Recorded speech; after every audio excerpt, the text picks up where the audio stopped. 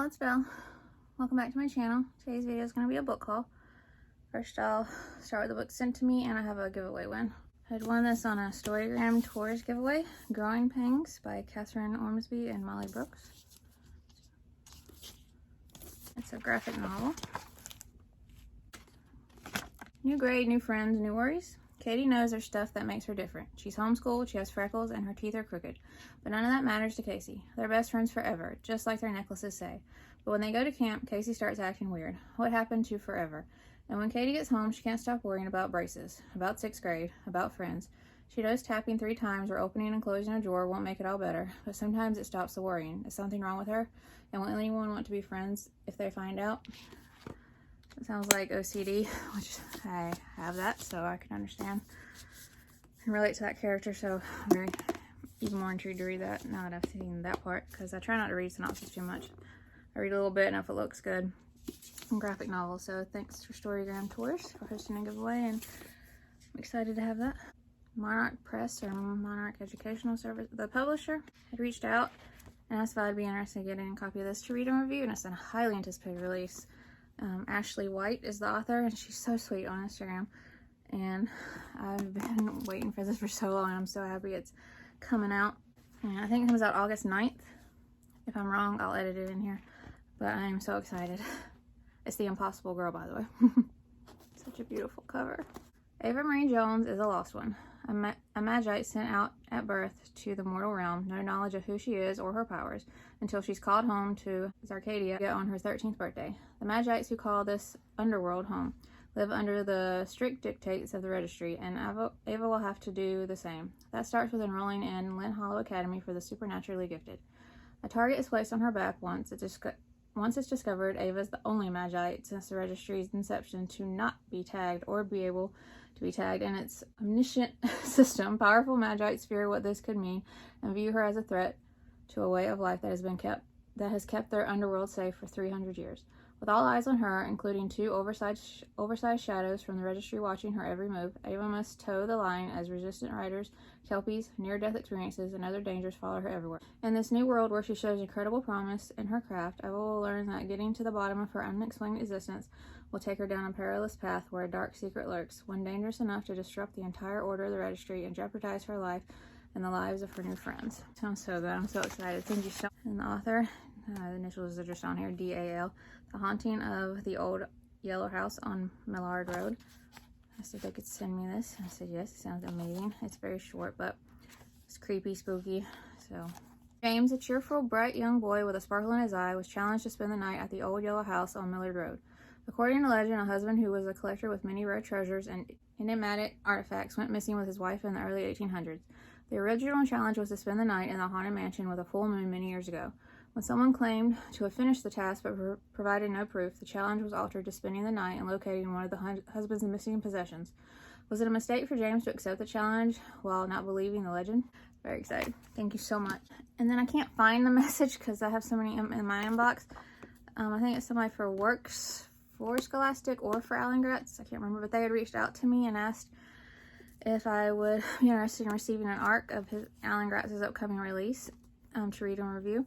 And it's an anticipated release again, so of course I said yes. It's 2 Degrees, and it says it comes out October 4th. I am so excited. Thank you so much. Akira is riding her horse in the California mountains when a wildfire sparks and spreads scarily fast. Can she make it home with fire raging all around? In Churchill, Canada, Owen and his best friend George see polar bears often because the sea ice is thinning. When one bear gets way too close for comfort, the boys end up in a fight for their lives. In Miami, Natalie hunkers down at home as a huge hurricane barrels towards the city. When the floodwaters crash right into her house, she has to get to safety. Akira, Owen, George, and Natalie are all swept up in the devastating effects of climate change, but the 4 of them are also connected in ways that will surprise them and readers. Very intrigued by that. Hope no animals are hurt. I know there's people in here, but I always thought animals just... So, but it sounds amazing. Thank you so much. And then I got this yesterday or the day before, and I didn't know it was coming, and I'm so excited. Thank you so much, HarperCollins. Ghost Girl by Ali Malenko was such a favorite of mine. It was such a great read. And so the Disappearing House by her upcoming release. And this comes out in August. I'll edit in here when. This comes out August 16th. It's a highly anticipated release. So when I opened this, I was so happy. So thank you so much. So excited to read something else by her. For as long as anyone can remember, there wasn't a house at the dead end of Juniper Drive, until one day there was. When Jack first sees the house, she's counting down to the 5-year anniversary of her cancer diagnosis, when she hopefully will be declared NED, or no evidence of disease. But with the house appearing and her hands shaking and a fall off her bike, Jack is starting to wonder if these are symptoms, or if something stranger is happening. 2 classmates dare Jack and her friend Hazel to enter the house. Walking through the front door is the way in. It's definitely not the way out. There's something off about the house. Jack can feel it, the same way she knows it's no coincidence that the house appeared for her 5-year marker. It wants something from her, and she won't be able to leave until she figures out what. And it says, a sophomore novel from Ellie Malenko invites us on a journey through grief and healing, brought to life as a thrilling, chilling, haunted house. I've seen where she had put this story means a lot to her, and it's more than just a creepy story. There's so much that represents other things, so it's going to be a spooky, creepy, good time, but some important themes and messages at its core, I think. Thank you so much, HarperCollins. I'm so excited. And then the author reached out and asked if they could send me their book to read and review, and I read the synopsis and it sounds amazing, so I said yes. Emma Murphy and the Ultimate Power by Sarah Lloyd. Beautiful cover too. Looks like a sci-fi, so I'm very excited. Emma Murphy thinks she's an ordinary girl until one day her uncle Rasa breaks her out of school shouting, "Your parents have been arrested." Now Emma learns some big truths. Her family has been on the run for 12 years. She has superhuman powers. She was born an alien queen. An incredible adventure is about to begin. Emma and her family escape to a sanctuary hidden here on Earth for other aliens on the run. In this amazing new world of imagination and innovation, Emma must learn to control her power. But with a tyrant president currently ruling the planet Emma was destined to protect and a spy at the sanctuary, Emma has never felt more powerless, even with the ability to defy the laws of physics. Sounds so good. Thank you so much. And lastly, for the books that were sent to me, the author reached out and said, she was so nice, and she was like, I finally got some arcs in of my upcoming book, and since you're my favorite bookstagrammer middle grade, I wanted to reach out and ask you if you would be interested in reading and reviewing an arc and maybe doing a giveaway for your Instagram followers. And I was like, yes, because it's another highly anticipated release and I'm so excited. This comes out in September. I'll edit in here at the exact date. This comes out September 13th. But The Whispering Fog by Landra Jennings. Landra. This just sounds so good. A gorgeous, haunting debut about sisterhood and finding your voice. For 12-year-old Nev. It's always been her and her older sister against the world. Their lives intertwined just like sisters in a fairy tale. If Rose loves tennis, Nev will play it too, even if she'd secretly rather be home turning cardboard boxes into offbeat art projects. Not even being moved to the piney woods outside Edders, South Carolina, can change what they are to each other, until a mysterious fog seems to swallow up Rose before Nev's eyes. Naturally, the adults don't believe that something supernatural is at play, so with the help of Piper, a classmate with a tomato fixation, Sammy, a boy with memories of an otherworldly stranger, and a stray dog that seems to belong to the woods, Nev discovers that her sister has been taken by a swamp-dwelling witch with a terribly wicked plan. It will be up to Nev to save her sister, otherwise she'll be separated from Rose, forever. So many things that sound so great about this. Haunting, it's a debut, so that makes me excited to support this. And sisterhood, witch, swamp, and these kids that help her, they're like all sound so amazing. I'm so excited. And she sent 2, so I'm going to be doing a giveaway on my Instagram. So thank you so much. That was so sweet of you, and you were so nice with your message too. I just words mean so much to me too, especially right now. So definitely a highlight when I got that message. Thank you so much. That's all the books that were sent to me. And thank you so much to everybody, publisher, authors that sent that and the giveaway win. I'm gonna do sequels. I got the first 2 are books I have read so that's just a good thing. I read the first book in the Witches of Peculiar series, and the author sent me that, Luna Graves, and so I got the next book, Thriller Night, because they both came out. And I love that first one. It's a younger middle grade, quick illustrations throughout, but there's some younger middle grade that I'm more eager to read, like witchy stories and stuff like that. So, and this one definitely is one, and I love the first one. I can't wait to see what happens next. And then I didn't know this was coming out until I just randomly saw something on the publisher's page, and I was so excited because I even said in a video not that long ago, I want a sequel, but I haven't heard anything, and it's been a while. But the Eartha Quicksmith series by Loris Owen, I love that first book so much, and this is the Myriad Mysteries of Eartha Quicksmith. I'm so excited. There's a sequel out now, so I cannot wait. And then How to Hide an Alien by Karen McCombie. And How to Be Human was the first book. I think it said online you can read them as standalones.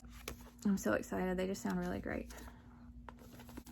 And then How to Be True. I think the first book was How to Be Brave by Daisy Mae Johnson. Such a beautiful cover. Cannot wait to binge these. They just sound so amazing. And then Twice We Make Magic by Sarah Driver. The first book was Once We Were Witches. So since spooky season is almost here, I'm definitely going to try to get these on there and read them because they just sound so good. And there's illustrations, and I mean witches. And the first book just got re-released and renamed, and I know that it was edited and like it's not the same as it was. Like it was called Peculiars before, then they changed it to Carnival of the Lost, and then the author had changed things about the story. So it hadn't been long since that came out. Now the second book is out, Carnival of the Hunted by Kiernan Larwood. So I can't wait to binge them since they're both out now. And I love how it's blacked out on the edges. These just sound so good. And then the first book was The Unexpected Tale of Bastien Bonvivre by Claire Povey, and this is The Unexpected Tale of Bad Brothers. Sounds so amazing. I can't wait to get to them. And then The Golden Swift came out in the UK, the sequel to Silver Arrow by Lev Grossman. And I got the US edition. I wasn't gonna get the UK because I'd gotten the US. And I don't think that, I still need to look. I don't think the US had illustrations inside, but I saw the UK and the cover was so gorgeous and it had illustrations inside, so I got it. So I haven't got the US edition because it's out now too, I think. But I did get the UK of this one because the illustrations, so I'm very happy that's here. And this one, I've had the first two books forever, and I thought it was just gonna be a duology, and then I saw this third one. I don't even know how long it's been since the second one, so I got it so I can binge read the three of them, hopefully spooky season 2. But this is the third in the Spirit Hunters series, Something Wicked by Ellen O. Yeah, I have Spirit Hunters and Spirit Hunters, The Island of Monsters, the first two books. I've had them for so long. I'm glad I waited now. This is the third book. I'm so excited. They sound so spooky. So that's all for sequels. Okay, and a big chunk of this is I went on my deep searches on Amazon this time, and I found a lot of good selling books that I went ahead and got instead of just adding to the list because they were anywhere from $2 to $4. So I picked them up. Now, The Crystal Mark and the Crystal Mark trilogy. This is the first book. Siri Motalik Dazay, author. When the world woke up on that vibrant spring day, no one knew about the imminent danger threatening their existence. No one knew they had only one day left, and no one knew the fate of the world rested in the hands of 5 children who had no idea what they were getting into. On the morning of Zoe Marshall's 13th birthday, everything goes horribly wrong. She wakes up late, gets yelled at by the principal, and ends up in detention for something she didn't do.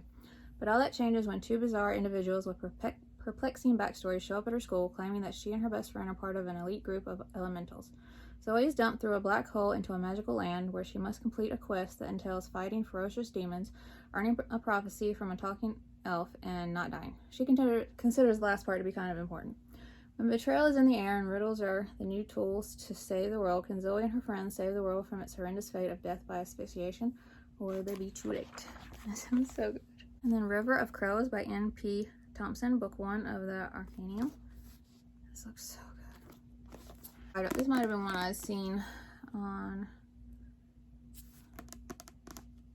the author's Instagram, but it still was, I saw it go down to $5 and I picked it up. But River of Crows.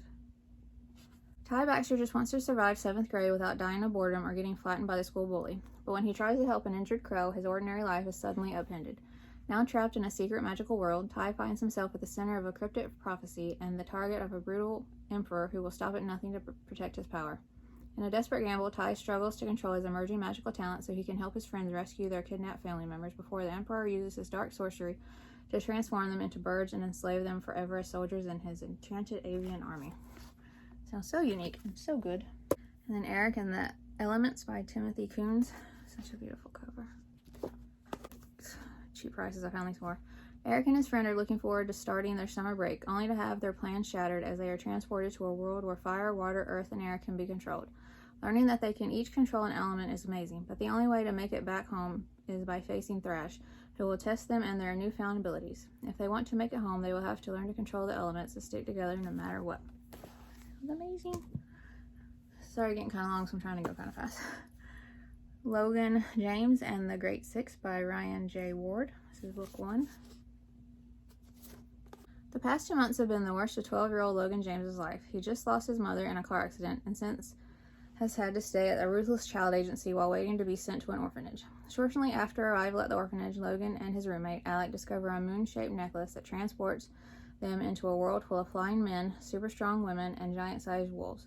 The two boys soon realize, along with two new acquaintances, Tom and Riley, that this land is locked in a battle between good and evil, and when one of Logan's companions is kidnapped, he takes it upon himself to win the war. Sounds so good. And then Olga by Ted Kelsey. You like that? A different kind of Jack, a different kind of giant. When a mysterious figure is seen floating and dancing in the field near their house, Jack and Sally decide to investigate. This decision will lead them to an exciting place far beyond their imagination, the home of Olga. Nothing in the clouds is as it appears, and in order to get home safely, Jack and Sally must first learn whom to trust and find a way to believe in themselves. So excited I found that. Finding Fairy Tales by Kate Ramsey. So happy. Imagination is outlawed. Fairy Tale herself is imprisoned. Molly has never heard a bedtime story, or any kind of story, but her daydreams are full of impossible wonders nonetheless. She's kept her unruly imagination hidden for years, but she knows her luck won't last. The Emperor has eyes everywhere, even in her own house. Hatch knows it's risky to even dream of adventures beyond his home, but he can't help himself. Worse, the end of 7th grade is approaching. That means enrollment in the dreaded institute, where there's no chance of keeping his illegal imagination under wraps, and not everyone makes it out alive. When a government agent appears on Molly's doorstep, the two children must flee together or risk arrest, but an impassable wasteland lies between them and freedom. Then they learn astonishing secrets about their past and realize there is more to stake than their own safety. To fulfill an ancient prophecy, the two embark on a dangerous quest to rescue Fairy Tale. But will they outwit the Emperor's henchmen and reach her before it's too late? That sounds so good. So excited. And The Missing Grimoire by Robin Puelma. So pretty. 12-year-old Luke Cedrus lives in the most unmagical place, an adoption ward, under the authority of the most unmagical person, Mrs. Hall, believing only unmagical things happen to him, detention. Until one night, Luke discovers he is anything but unmagical. He is a keeper of magic. The one thing Luke wants in life? Family. With his new magical powers, he's convinced he can have just that, or can he? Immediately, life flips upside down, as in one night he must escape from the ward to save his life and learns his mother is dead and his father is wanted for the murder of a powerful keeper. Now engulfed by his new magical surroundings, Luke faces ridicule and ultimate danger for actions of his father. Plus, after discovering an evil keeper's secret plot to dominate keepers everywhere, Luke is thrust into an adventure well beyond his years. It will take the help of his new friends, magical key, and sheer belief in himself to tackle the terrors facing the keeper world and discover what family truly means. It sounds amazing. So excited. And a book by that same author, Robert Puelma, The Naming of Colton Black.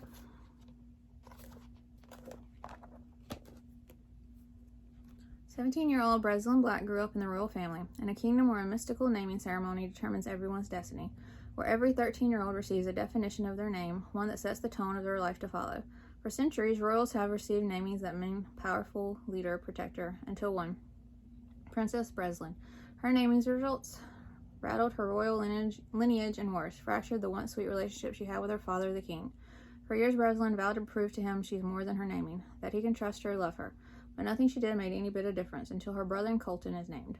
Until he too receives mind-numbing results, sending the kingdom into a panic as once unshakable tradition begins to unravel. Her father, desperate to conserve order and peace, approaches Breslin for help.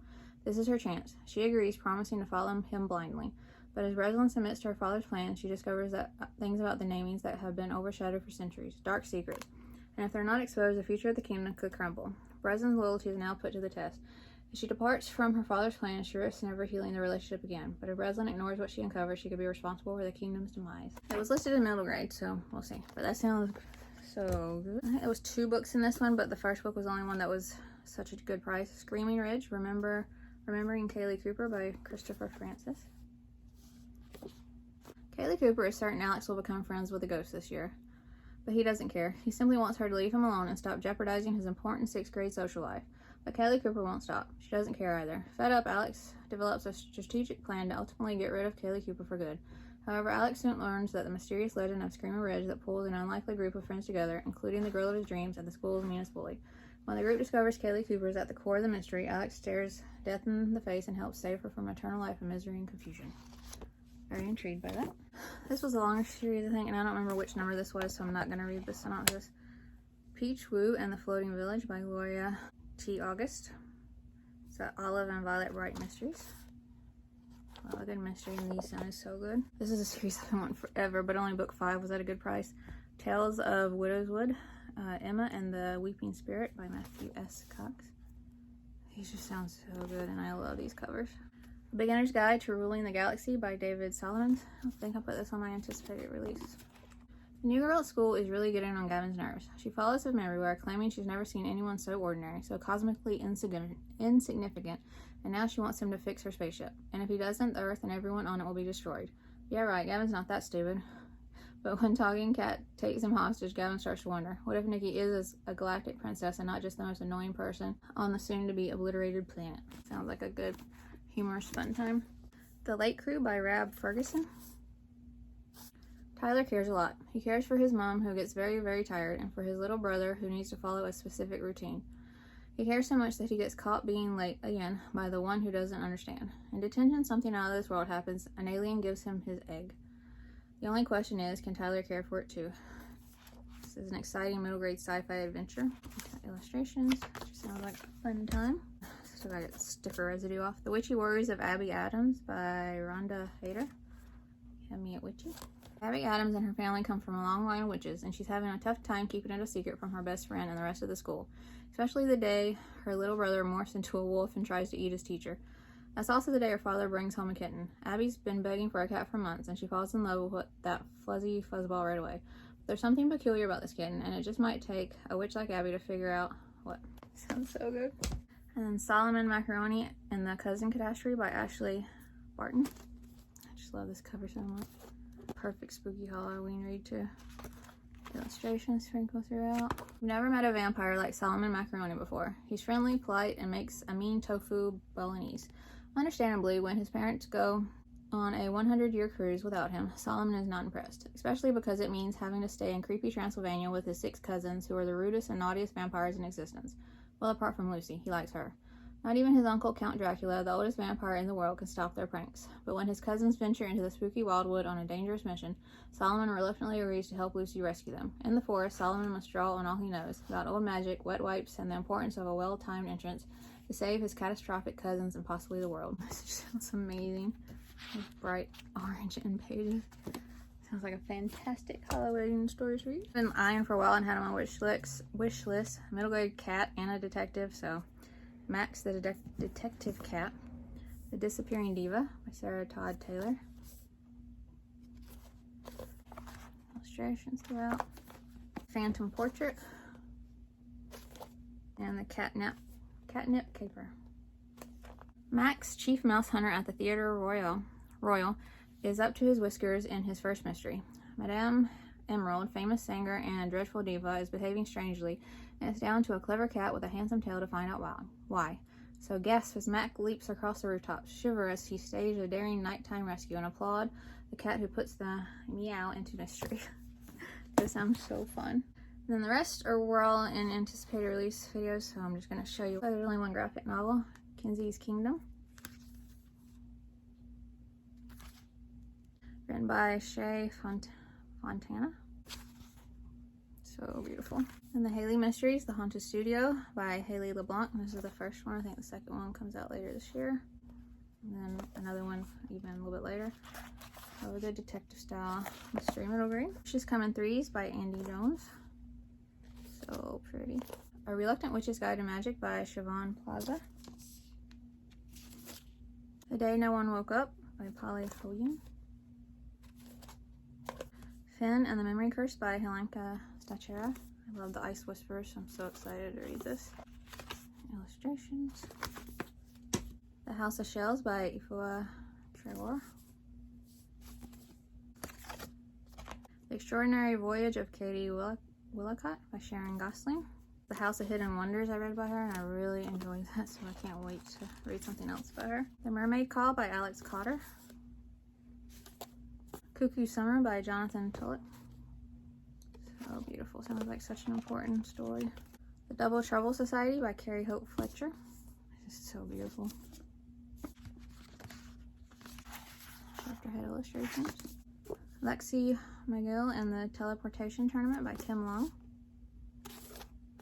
Grounded for All Eternity by Darcy Marks. So excited. Team Chu in the Battle of Blackwood Arena by Julie C. Dow. Ravenous Things by Derek Chow. sounds so good. And Miraculous by Caroline Starr Rose. So excited. Alright, I think that's it, y'all. Did you see any that you never heard of before? See any that you're interested in reading? Have you read any of these already? Did you like them? Did you not? Let me know in the comments. I hope you enjoyed the video. And if you would like to subscribe, I would love that if you'd like to. And I'll see you in my next video.